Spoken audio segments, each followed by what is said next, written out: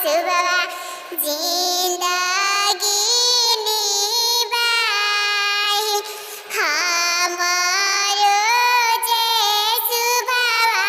अपना सुबवा जिंदगी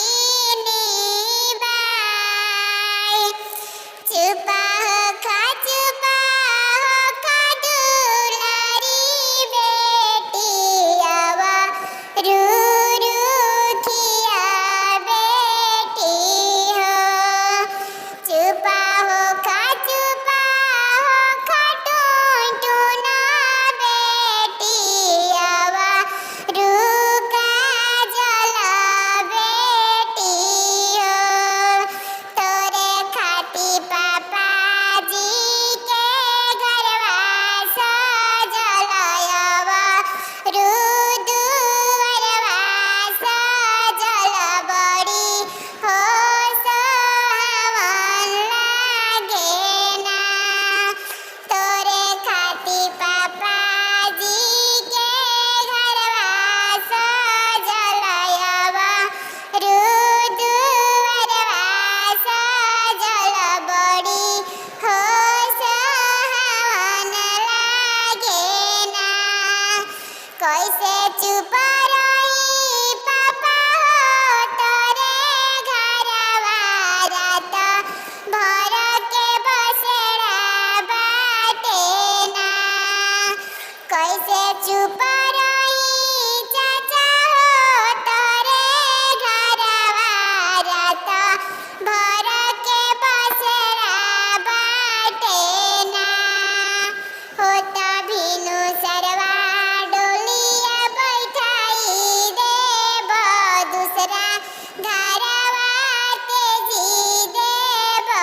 ना होते भीनु सरवा चाचा हो डोलिया बैठाई दूसरा घरे भेजब ना नजरी से भले बेटी हो दूरा जाइबू पापा के जिगर से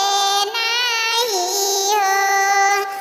नजरी से भले बेटी हो दूरा जाइबू चाचा के जिगर से नहीं हो होते भीनु सरवा बेटी हो डोलिया भेजबो सीना से लगाई लेबो ना होते भीनु सरवा बेटी हो डोलिया भेजबो सीना से लगाई लेबो ना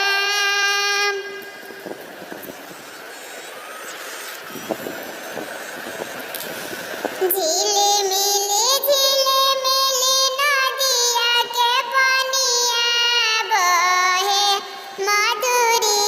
धार ओई में आपन हो पापा करो सयासनान ओही में आपन हो पापा करो सयासनान मचिया बैठल होया पूछे एक बात काई रजनिए प्रभुजी काई कोई निदान काई रजनिए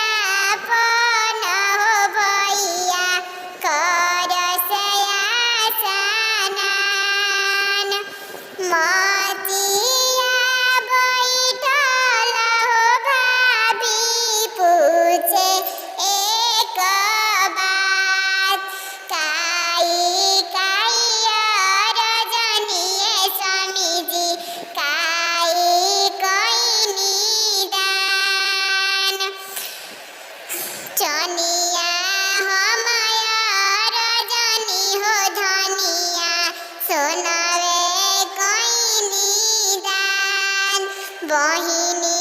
दान कोइनी हो धनिया बहनोइया के साथ झिलिमिली